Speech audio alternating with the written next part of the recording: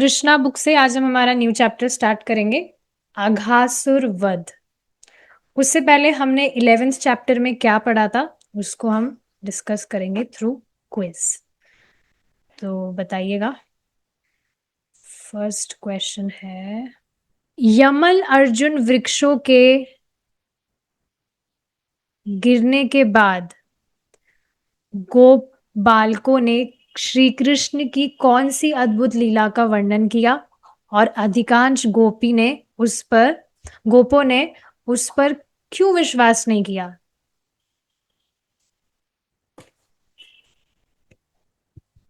Yamal Arjun वृक्ष जो थे वो गिरे, तो उसके विषय में क्या बताया था सभी ने? हरे कृष्ण माता जी, उन्होंने बताया कि कृष्ण ना ओखल सहित पेड़ों को गिराए, उसमें बीज से निकल रहे थे और उनके उसके बाद दो सुंदर युवक प्रकट हुए और उनको हाथ जोड़ करके प्रार्थना कर रहे थे।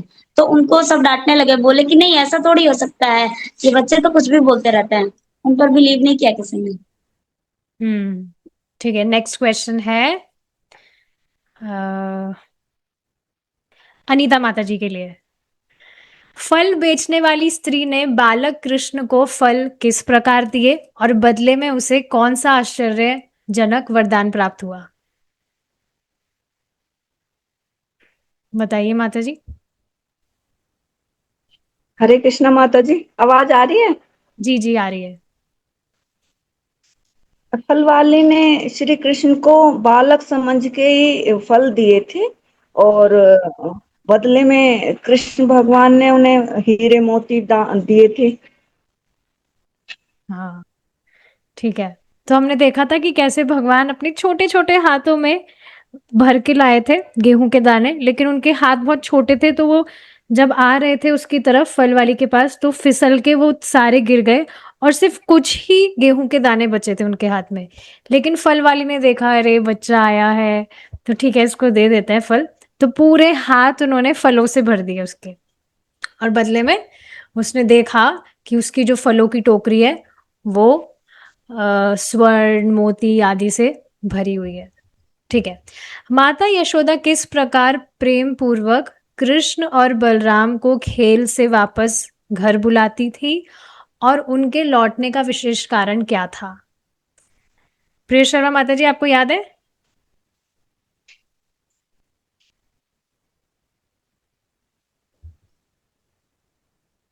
या किन्हीं को भी? हाँ बताइए। नहीं। ठीक है, नहीं किन्हीं को माता भी। जी, माता ठीक जी, से नहीं आया। हम्म। माता जी, ये तो माता सोचती थी उसके दूध आ जाता था और सोचती थी भगवान को भूख लगी होगी तो ये आके खाना खा ले, दूध पी ले।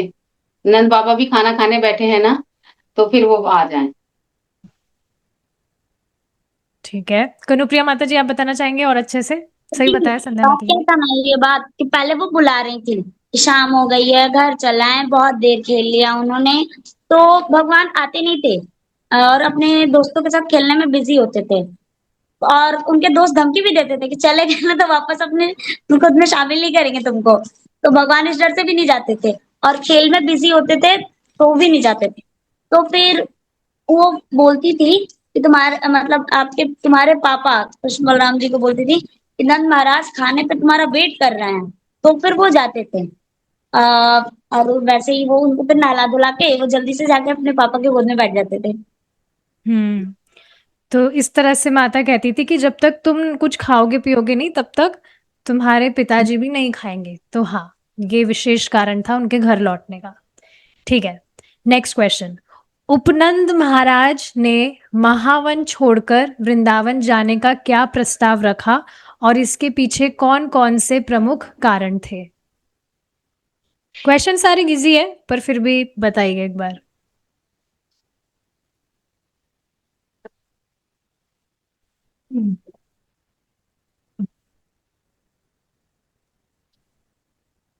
कृष्णा माता जी, इसलिए क्योंकि यहाँ पे बहुत सारे असुर आ रहे थे और इसलिए सोच रहे थे वो लोग कि ये सेफ जगह अब नहीं है, इसलिए चेंज करने के लिए सोच रहे थे।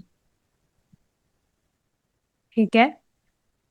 और ठीक है, उन्होंने और उपनंद महाराज थे कौन? सुचित्रा माता जी आप बताइए, उपनंद भाई थे महाराज थे। भाई। वसुदेव जी के, सॉरी वसुदेव जी नहीं, नंद महाराज के भाई। सुचित्रा माता जी आप है? हाँ, आपने पहले ही बोला, नाम माता जी का बाद में बोला। ठीक है, चलिए। वृंदावन पहुंचने के बाद कृष्ण और बलराम ने बछड़ों की देखभाल करते हुए अपने सखाओं के साथ कौन-कौन सी बाल लीलाएं की? तो भगवान किस तरह से खेला करते थे वो सारी चीजें बतानी है।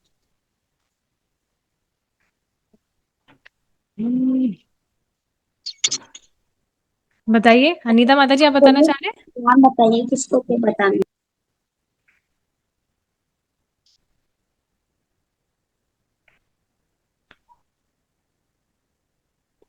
ठीक है, तो मैं बताऊं। हाँ, बताइए। भगवान खेलते थे न्यू न्यू चीज, जैसे आंख में चोली खेलते थे, पकड़म पकड़ी खेलते थे, या फिर वो वाला भी गेम खेलते थे, जो मतलब जो हारेगा वो उसको पनिशमेंट के रूप में मिलना, ये सब भी खेलते थे। हमने जो पढ़ा था उसमें से कुछ बता पाएंगे? पता नहीं, ध्यान से उतर गया, सॉरी। मैं बताऊं माता जी? जी, जी, जी। हेलो। हाँ, हाँ, बताइए माता जी बताइए। वो बछड़ों को खोल देते थे ताकि वो दूध पी सके। बछड़ों से तो ऐसे खेलते थे, उनकी पूंछ पकड़ कर उनके पीछे भागते थे। ये तो और पहले की कथा है, बाद में जब वृंदावन शिफ्ट हो गए तो हमने देखा था कि किस तरह से वन में वे जो अलग-अलग तरह के पक्षी हैं उनकी आवाजें निकालते थे और किस तरह से गाय और बैल की तरह सींग लड़ाते थे और उनकी भी आवाजें निकालते थे। तो इस तरह से बहुत सारे इस तरह की वे क्रीड़ाएं करते थे। ठीक है, नेक्स्ट क्वेश्चन है अब कल की क्लास से। वत्सासुर ने श्री कृष्ण और बलराम को मारने के लिए कौन सा रूप धारण किया और श्री कृष्ण ने उसका वध कैसे किया? प्रिय शर्मा माता जी आप बताना चाहेंगे? हरे कृष्णा। एक्चुअली में माता जी कल आधी क्लास तो मैंने सुनी नहीं, क्योंकि वो मेरा ऑडियो पता नहीं कैसे डिस्कनेक्ट हो गया, और फिर जब करा तब थोड़ी सी सुनी। हाँ, थोड़ा हो सकता है ये गलत हो। लेट ही अपन ने स्टार्ट किया था, पहले तो हम 10-15 मिनट तो हाँ, रिवीजन ही कर रहे थे। वो मैंने आपको मैसेज भी किया था, पता नहीं मुझे ऑडियो मतलब आ ही नहीं रहा था। हाँ, चलिए, तो जिनको याद है फिर वो बताइए। नहीं मैं थोड़ा सा बता देती हूँ। उन्होंने बकासुर का रूप धारण करा था, और बकासुर के रूप में उन्होंने इतना बृहद रूप वत्सासुर, धारण। हाँ, वत्सासुर की बात हो रही है, वत्सासुर। अच्छा बकासुर। बकासुर तो बाद में आएगा। कनुप्रिया माता जी आप बताना चाहेंगे? फिर तो आप ही बता- माता जी वो बछड़े के रूप में आया था, हम्म। और और भगवान ने भगवान उसका वध कैसे किया? भगवान के टीम में शामिल हो गया था, और पैर घुमा घुमा के, माता जी याद नहीं आ रहा ऐसे। भगवान ने उसकी दोनों टांगे पकड़ी और उसको जोर से घुमाकर पेड़ के वहां पर हाँ, फेंका, जिससे उसका वध हो गया था, उसके प्राण हर लिए थे भगवान ने। ठीक है, अब नेक्स्ट क्वेश्चन है प्रियशरा माता जी के लिए। बकासुर कौन था? उसने श्री कृष्ण पर किस प्रकार आक्रमण किया और श्री कृष्ण ने उसका संहार कैसे किया? इतना डिटेल में तो मुझे पता भी नहीं है। हाँ। बकासुर कौन था? बकासुर पता नहीं है। मतलब याद नहीं आ रहा। कितना इजी है, हाँ, बकासुर एक बतख थी और अब वो बतख, अ, बतख तो था ही, राक्षस था, और उसने इतना मतलब बहुत बड़ा रूप धारण करके वो भगवान के सामने आया, और उसकी चोंच इतनी नुकीली और इतनी लंबी थी कि वो बोट की तरह लग रही थी। और उसने भगवान को निगल लिया, और भगवान उसके अंदर चले गए, प्रवेश कर गए उसके मुख के अंदर। और फिर वहां से उन्होंने अपना बृहद रूप धारण कर, और फिर भगवान उसकी चोंच पर आकर के उन्होंने इस तरह से उसकी चोंच को मतलब फाड़ दिया, जैसे कि किसी लकड़ी लकड़ी के तिनके को तोड़ते हैं। और भगवान ये घास लीला के करते हुए तिनके अति को, सुंदर भी लग रहे थे। घास के तिनके को देखिए, हमने देखा था घास। जो बकासुर है वो एक बहुत बड़ी बतख थी, पर्वत के समान के साइज की, और वह कंस का ही मित्र था। उसके अलावा हमने देखा था कि उसने जब भगवान को निगल लिया था तो उसको अपने गले में गरम गरम महसूस हो रहा था, जल रहा था उसका मुंह, क्योंकि भगवान जो है वे अपना प्रकाश प्रस्तुत कर रहे थे, उष्ण प्रस्तुत कर रहे थे। तो उसने बाहर भगवान को निकाला, अपनी चोट से फेंका, फिर भगवान को उछाला उसने, अपने चोंच से उनको चोट पहुंचाने के लिए, लेकिन भगवान ने उसको चीर दिया। तो ये हमने देखा था। ठीक है, अब हम नेक्स्ट चैप्टर स्टार्ट करेंगे। अब अघासुर वध। प्लीज इसको ध्यान से सुनिएगा, क्योंकि जब आप ध्यान से सुनेंगे तो आप क्विज में पार्टिसिपेट कर पाएंगे। देखते हैं। एक दिन प्रातः काल भगवान कृष्ण ने ग्वालबालों सहित जंगल को जाने की इच्छा की, जहां एकत्र होकर सब लोग एक साथ कलेवा कर सके। जो ही वे सोकर जगे तो उन्होंने महिष सिंह बजाया और अपने मित्रों को बुलाकर एकत्र किया। उस समय आप देखेंगे जो इंस्ट्रूमेंट्स वगैरह होते थे जिससे कुछ बजाना वगैरह, वो सब पशुओं के ही या तो सींग हुए या ऐसा कुछ ही हुआ करता था। तो जैसा आप यहाँ पे देख रहे हैं महिष सींग, ऐसे आप अगर कृष्ण बलराम का दर्शन करते हैं तो आप देखेंगे उसमें भी जो भगवान है वे भगवान के यहाँ पे बलराम जी के यहाँ पर साइड में कुछ सींग जैसा लगा हुआ होता है। तो यही सब इन सब को ही बेसिकली बजाते थे वे उस समय। जो ही वे सोकर जगे तो उन्होंने महीट सिंह बजाया और अपने मित्रों को बुलाकर एकत्र किया। जैसे स्कूल में घंटी वगैरह बजती है जिससे ना मालूम चल जाता है कि नेक्स्ट पीरियड लग गया या लंच हो गया, तो उस तरह से यहाँ पर भी वे आवाज करते और अपने मित्रों को बुलाते। वे सब बछड़ों को आगे करके एक जुलूस के रूप में जंगल के लिए रवाना होते। जुलूस का मतलब होता है एक यात्रा टाइप जो होता है, आप जानते होंगे जुलूस वगैरह पहले निकलते थे, अभी भी निकलते ही हैं। तो हाँ, इस तरह से वे जंगल के लिए रवाना हुए। इस प्रकार कृष्ण ने अपने हजारों ग्वाल मित्र एकत्र कर लिए।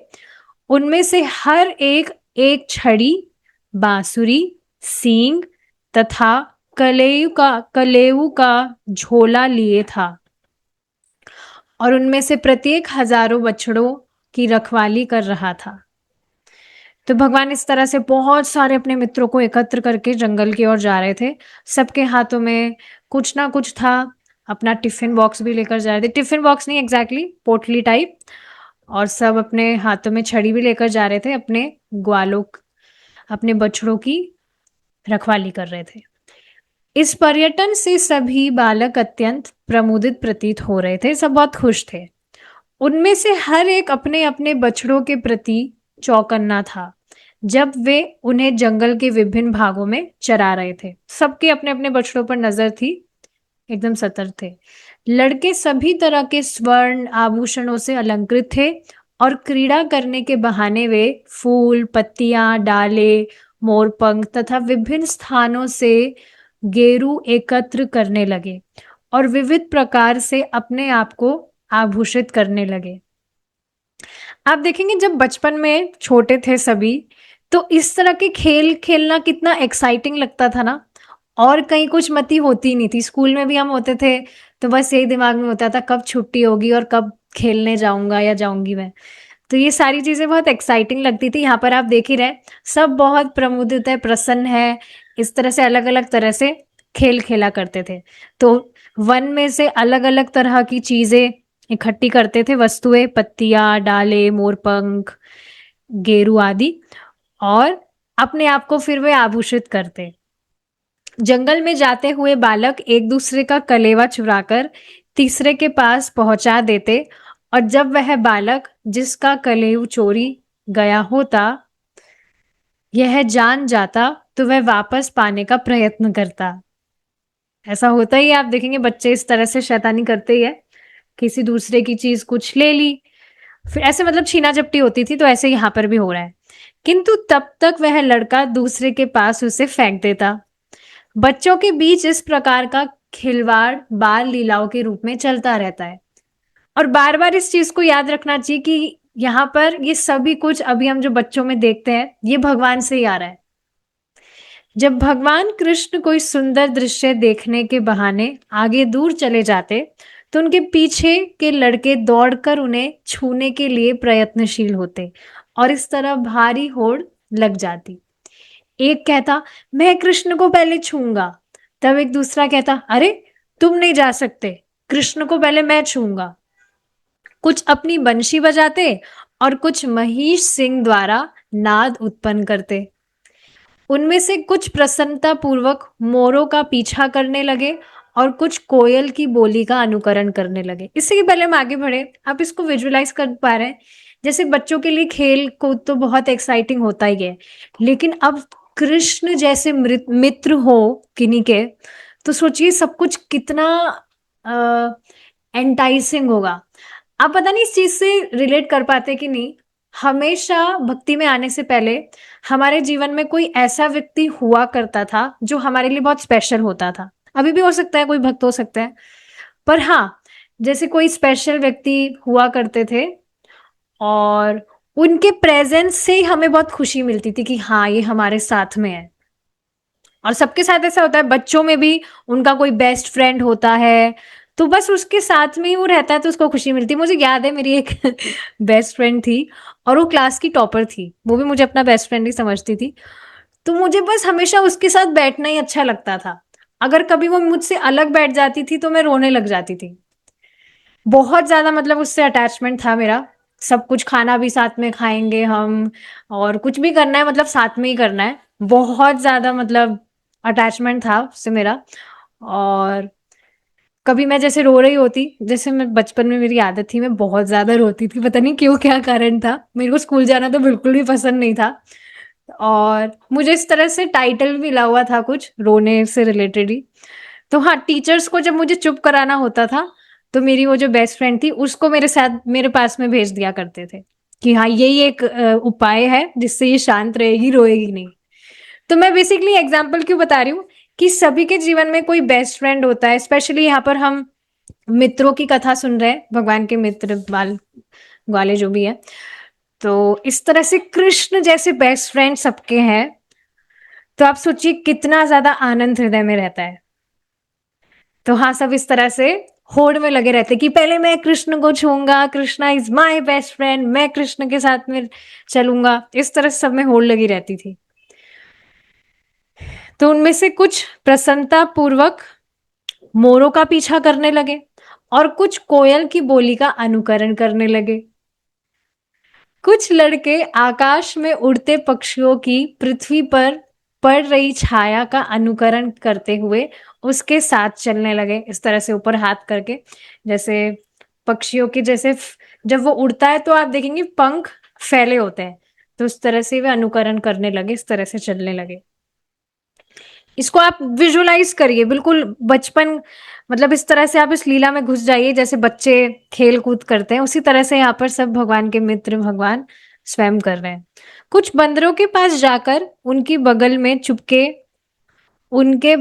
चुपके बैठ गए और कुछ मोर नृत्य कर अनुकरण करने लगे। कुछ बंदरों की पूंछ पकड़कर उनके साथ खेलते, और जब बंदर वृक्षों पर कूदते तो बच्चे भी उनका अनुकरण करते। जब कोई बंदर अपना चेहरा और अपने दांत दिखाते, विजुलाइज कर पा रहे हैं कैसे बंदर अपना चेहरा अपना दांत दिखा रहा है, तो कोई लड़का उनकी नकल करके उसे भी अपने दांत दिखाता। पता नहीं ऐसा आपने किया है कि नहीं। ये सारी चीजें अगर आप याद करेंगे तो बचपन में सभी करते हैं। और आप देखेंगे बंदर जो है, अगर वो इस तरह से दांत दिखा रहा है, मतलब चिढ़ चिढ़ रहा है वो, वैसे भी बंदर हमेशा चिढ़े हुए ही होते हैं। यू विल नेवर सी है अ हैप्पी मंकी, वो हमेशा चिढ़ा हुआ ही रहता है। तो वो जब इस तरह से दांत दिखाएगा और अगर आप भी उसके जैसा मुंह बनाएंगे, उसकी तरफ नकल करेंगे, तो वो और चिढ़ जाता है। मुझे ये सारी बातें याद आ रही है। यहाँ पे जयपुर में सिटी एरिया जो है वहां पर बहुत सारे बंदर होते हैं, और वो वृंदावन जैसे बंदर बिल्कुल भी नहीं होते हैं, वो अलग ही टाइप के बंदर होते हैं। हर वक्त आपको किसी ना किसी की छत पर बंदर दिखेंगे ही वहां पर। तो वहां बहुत बंदर आते थे, तो मुझे याद है उसको मतलब बहुत डर लगता था बंदरों से शुरू से ही। तो हाँ, उसको कुछ भी मुंह बनाएंगे तो वो और चिढ़ जाएगा और फिर वो घुर्राएगा, आपकी तरफ आएगा हमला करने के लिए। तो इस तरह से यहाँ पर भी वे अनुकरण करते। पर यहाँ पर क्योंकि ये वृंदावन के मंकी है, तो दे माइट बी डिसेंट। जब कोई बंदर अपना चेहरा और अपने दांत दिखाते तो कोई लड़का उसकी नकल करके उसे भी अपने दांत दिखाता। कुछ लड़के यमुना तट पर मेंढकों से खेलते और जब मेंढक डर के मारे पानी में कूद जाते तो वे भी उनके पीछे डुबकी लगाते। कर पा रहे इसको विजुलाइज? मेंढक कूद के पानी में चला गया, तो जो यहाँ पर बच्चे हैं वो भी मेंढक की तरह पानी में डुबकी लगाते, और जब वे पानी में अपनी ही परछाई देखते तो पानी के बाहर निकल आते, खड़े होकर अनुकरण करते, व्यंग करते और हंसते। समझ रहे हैं आप? उनका रिफ्लेक्शन पानी में दिख रहा है, तो उस पानी में ही वो अजीब सा अलग अलग मुंह बनाते, व्यंग करते और इस तरह से हंसते। वे सूखे कुएं के पास जाकर जोर से शब्द करते।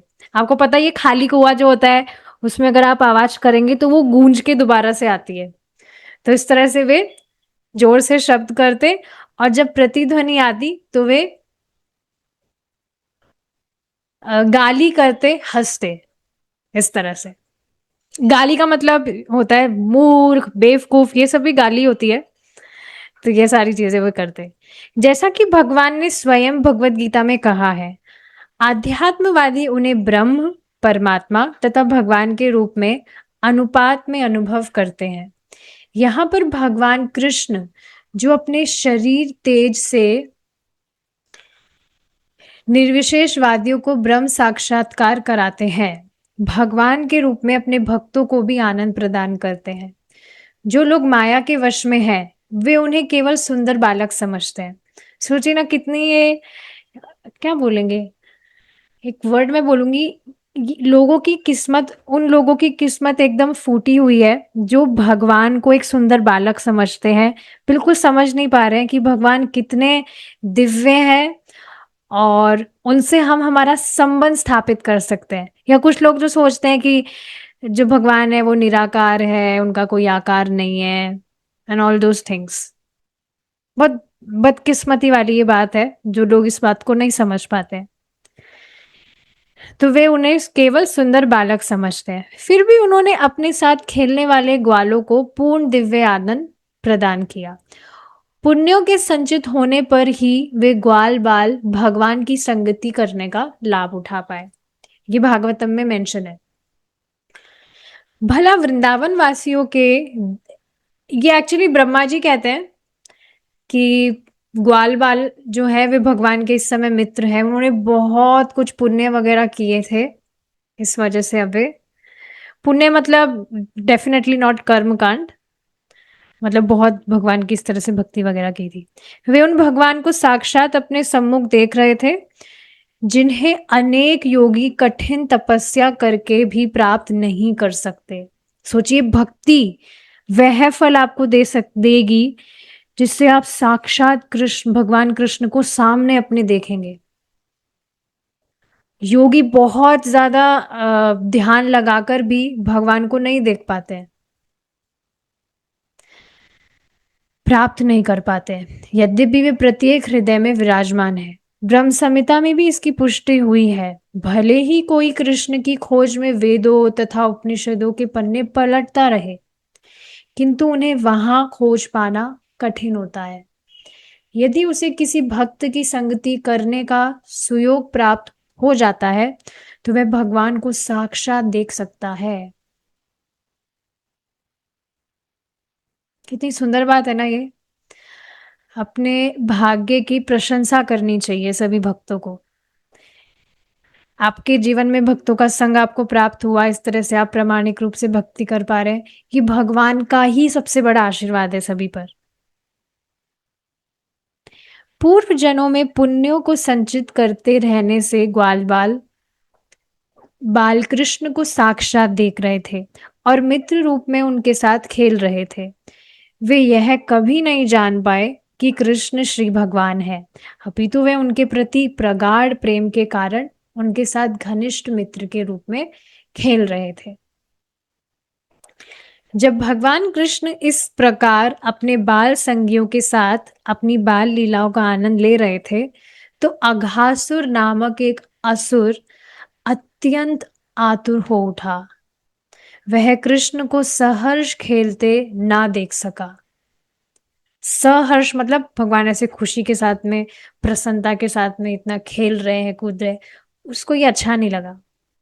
अतः उन्हें मार डालने के विचार से वह बालकों के समक्ष प्रकट हुआ। कैसे प्रकट हुआ देखिए, यह अघासुर इतना घातक था कि इससे स्वर्ग के निवासी तक भयभीत रहते थे। यद्यपि स्वर्ग के निवासी नित्य ही दीर्घ आयु बनने के लिए अमृत पान करते हैं। अमृत पान करने से व्यक्ति अमर नहीं होता है, पर आयु लंबी हो जाती है। तो स्वर्गवासी इस तरह से करते हैं उसका पान, किंतु वे इस अघासुर से डरते रहते थे और आश्चर्य करते रहते थे कि इस असुर का वध कब होगा। यद्यपि स्वर्ग के निवासी अमर बनने के लिए अमृत पान करते रहते थे, किंतु वास्तविकता तो यह है कि उन्हें अपनी अमरता पर विश्वास नहीं था। दूसरी ओर कृष्ण के साथ खेलने वाले ग्वाल बालों को असुरों का भय नहीं था। ऑलरेडी उन्होंने इतने सारे इंसिडेंट देखे, अभी रिसेंटली बकासुर का वध हुआ है, तो उनको कोई भय नहीं था। ये चीज कितनी इंटरेस्टिंग है ना, कि जैसे इस बात को आप समझिए, प्रभु जी अभी बता रहे थे, परसों की क्लास में बता रहे थे कि जो व्यक्ति भगवान का भजन नहीं कर रहा है उसका भी भगवान पालन कर रहे हैं, उसका भी जीवन व्यापन हो रहा है, लेकिन उसके जीवन में कठिनाइयां बहुत आती है। इस चीज को आप देख ही पा रहे हैं। लेकिन भक्तों का जीवन, क्योंकि वे भगवान की भक्ति कर रहे हैं, तो कितना आसान हो जाता है। उस तरह की परेशानियां नहीं आती है जिस तरह से पहले आती थी, और सभी भक्त इसको एक्सपीरियंस कर सकते हैं। कुछ थ्योरी नहीं है ये। तो ये बात मैं क्यों कह रही थी, हाँ, तो आप देखेंगे कि इस तरह से जब आपको ये विश्वास है कि आप भगवान का भजन कर रहे हैं, बिल्कुल मतलब आप टेंशन फ्री है कि नहीं। प्रभु जी बता रहे थे ना कि हमें दिख रहा है कि हम भजन कर रहे हैं, तो किसी बात की टेंशन नहीं है। इस जन्म में भगवान के पास नहीं भी पहुंच पाए तो डेफिनेटली अगले जन्म में भगवान ऐसी कुछ व्यवस्था जरूर करेंगे जिससे अगले जीवन में भी हमें अच्छे से शांतिपूर्ण भजन करने को मिलेगा। उस तरह की टेंशन नहीं है जिस तरह से जो सामान्य भौतिकतावादी है वो बेचारा टेंशन टेंशन में रहता है। तो इसी तरह से आप देख रहे हैं यहाँ पर किसी को भी, जो भी उनके मित्र थे, उनको असुरों का कोई भय नहीं था। वही कृष्ण हमारे साथ में।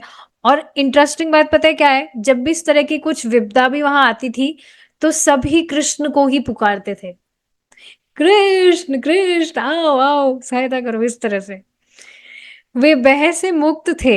मृत्यु से रक्षा करने के सारे भौतिक प्रबंध अनिश्चित होते हैं, किंतु यदि कोई कृष्ण भावना भावित हो तो उसकी अमरता निश्चित है। कितनी ज्यादा हैवी बात है कि नहीं है। इस पर देखिए, मैं विचार कर रही थी, बहुत सारे लोग हैं जिनको आप प्रीचिंग करेंगे, लेकिन सभी क्यों नहीं एकदम दृढ़ता से कन्विंस हो पाते हैं, क्योंकि ये श्रद्धा आसान नहीं है। अब आप सोचिए ना, ये जो लाइन हम पढ़ रहे हैं कितनी सिंपल सी लाइन है ये, लेकिन ये कितनी ज्यादा हैवी लाइन है। जब तक किसी व्यक्ति को पूर्ण तरह विश्वास नहीं होगा तब तक वो मानेगा ही नहीं इस बात को। कृष्ण भावना भावित अगर कोई व्यक्ति है तो उसकी अमरता निश्चित है। तभी तो चैंटिंग को या भक्ति को प्रायोरिटी नहीं दे रहे लोग, जबकि वे शास्त्र से महिमा भी सुनेंगे भक्ति की, लेकिन फिर भी उस तरह से उनको नहीं चमकता है। बट इस चीज को मैं देख रही थी कि ये भी एक स्टेज है। उसको आप धीरे धीरे भक्ति का संपर्क देते रहिए, धीरे धीरे भगवान ही उसको रिवील करते जाएंगे सब कुछ। पर इस चीज को आप देखिए, नियमित रूप से आप सभी भक्ति कर रहे हैं, हम सभी भक्ति कर रहे हैं, तो नियमित रूप से भक्ति करने का प्रभाव क्या हुआ कि अब आपके दिमाग में कोई सेकंड थॉट नहीं है और बिल्कुल दृढ़ विश्वास है कि भाई मैं भगवान कृष्ण का भजन कर रहा हूं तो मैं एकदम सेफ हूं, मेरा कुछ भी हानि तो नहीं हो सकती। यद्यपि भौतिक जगत में हूं जहां पर कुछ भी फिक्स नहीं है, कभी भी किसी के साथ में कुछ भी हो सकता है, लेकिन क्योंकि मैं भगवान कृष्ण के शेल्टर में हूं, भगवान कृष्ण की भक्ति कर रहा हूं, सो आई एम सेफ। तो यही बात यहाँ पर प्रभुपाद जी बता रहे हैं, यदि कोई कृष्ण भावना भावित हो तो उसकी अमरता निश्चित है। और अमरता का मतलब जैसे स्वर्ग में सब अमरता पाने का प्राप्त कर रहे वैसा नहीं, मतलब दीर्घ आयु की बात नहीं हो रही यहाँ पर। अमरता मतलब दोबारा उसको जन्म नहीं लेना पड़ेगा, भगवान के धाम वो हमेशा के लिए लौट जाएगा। यह अघासुर कृष्ण तथा उनके साथियों के समक्ष प्रकट हुआ। वह पूतना तथा बकासुर का छोटा भाई था। तो ये सब फैमिली मेंबर्स ही है, क्वेश्चन किया जाएगा, याद रखिएगा। पूतना तथा बकासुर का छोटा भाई था अघासुर। उसने विचार किया, इस कृष्ण ने मेरे भाई तथा मेरी बहन का वध किया है, अब मैं इसे इसके साथियों तथा बछड़ों सहित मार डालूंगा। अघासुर कंस द्वारा प्रेरित किया गया था, अतः वह दृढ़ संकल्प होकर आया था।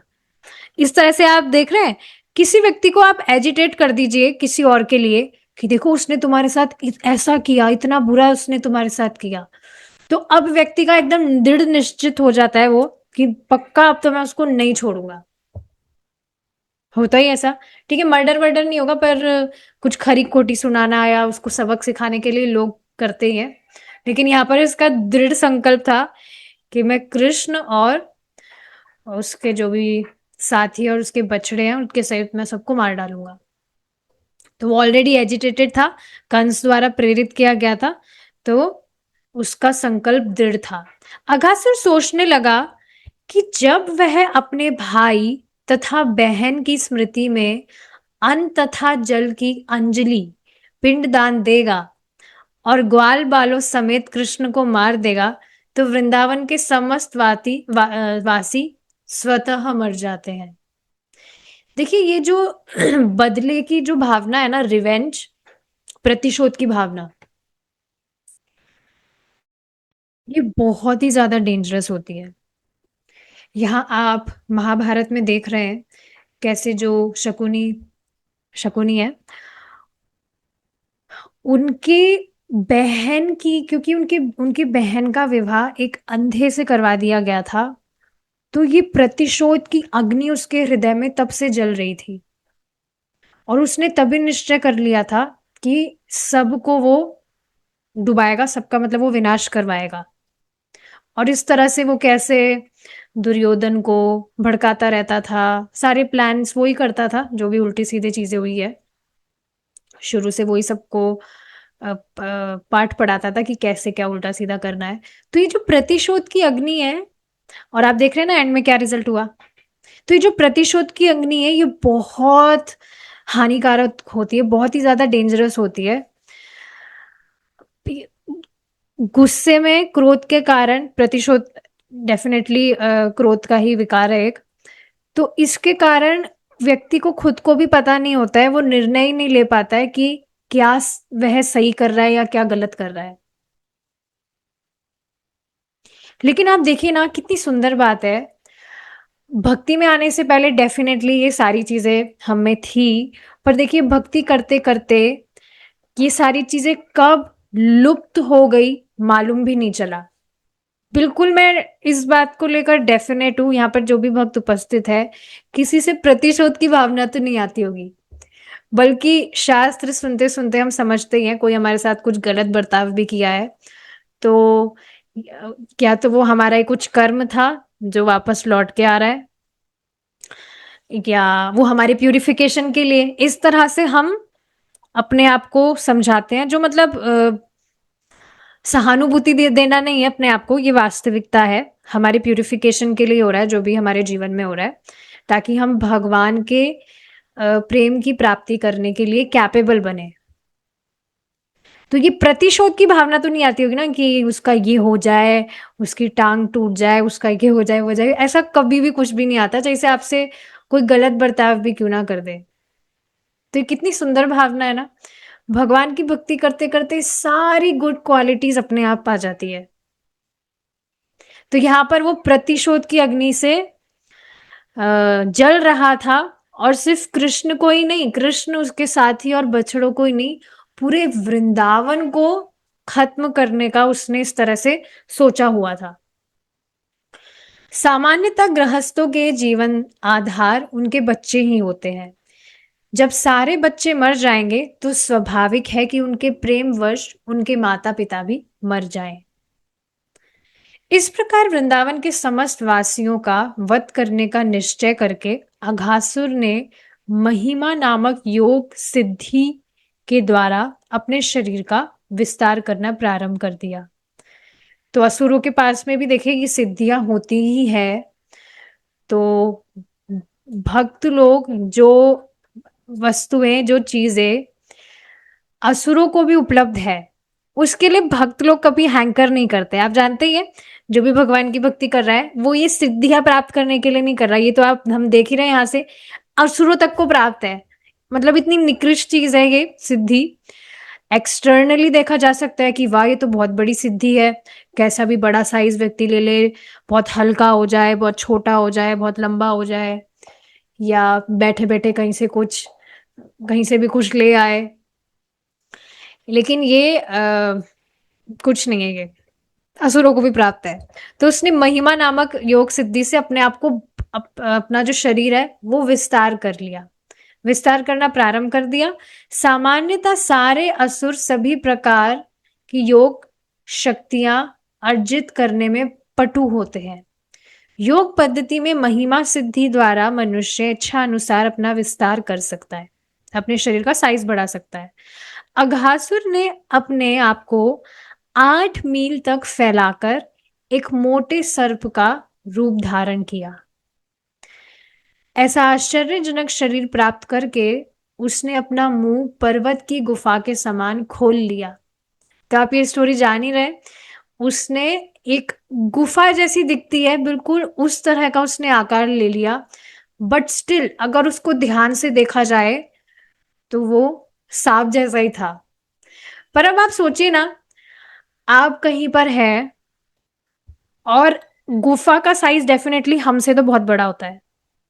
तो हम किसी ऐसी बड़ी जगह को देख रहे हैं, गुफा को देख रहे हैं, उसको देखकर कैसे, और साइड से हम उसको नहीं देख रहे हैं, हमें सिर्फ वो आगे से ही दिख रहा है, जैसे गुफा का मुंह खुला होता है उसी तरह से वो गुफा हमें दिख रही है। तो कैसे हम अंदाज लगा सकते हैं कि भाई ये गुफा है या कोई भारी बड़ा सर्प है।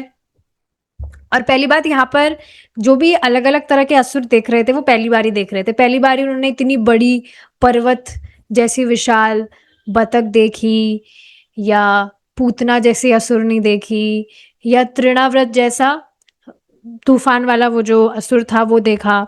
वैसे ही उन्होंने कभी सोचा नहीं था इतना बड़ा कोई सर्प हो भी सकता है क्या, या इतनी बड़ी बतख कोई हो भी सकती है क्या।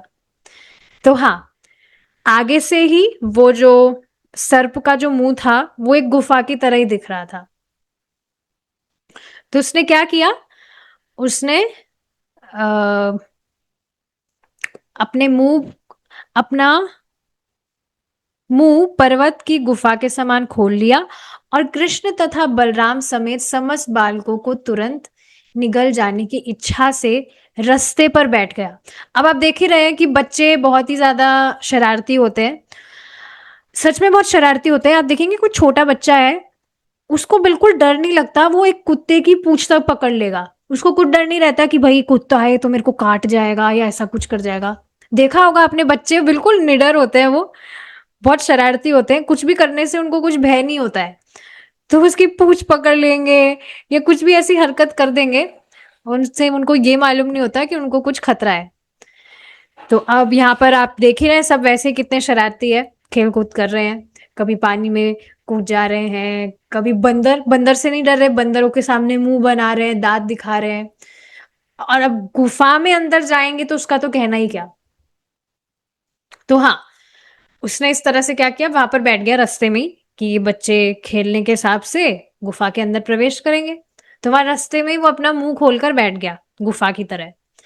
इस तरह से भारी मोटे सर्प के रूप में अपने ओठ पृथ्वी से, चलिए अब है ना आगे का जो डिस्कशन है ना वो हम कल कंटिन्यू करेंगे, क्योंकि मैं चाहती हूँ प्रभु जी की क्लास स्टार्ट होने से पहले हम कम से कम 10-15 मिनट का गैप तो रखें। तो अभी हमने यहाँ तक पढ़ा कि वो किस तरह से अपनी योग सिद्धि से बहुत उसने अपना विस्तार कर लिया और गुफा की पर्वत की गुफा की तरह उसने अपना मुंह खोलकर वो रास्ते के बीच में बैठ गया, इस मंशा से कि वे सभी मतलब भगवान कृष्ण और उनके मित्रों को निगल जाए। अब आगे क्या होता है वो भगवान ने चाहा तो हम कल डिस्कस करेंगे। ये चैप्टर कल कंप्लीट कर लेंगे हम होपफुली। ठीक है, यहाँ पर रुकेंगे हम। श्री कृष्ण भगवान की जय, श्रीला प्रभुपाद की जय। जय हरे कृष्णा। जय।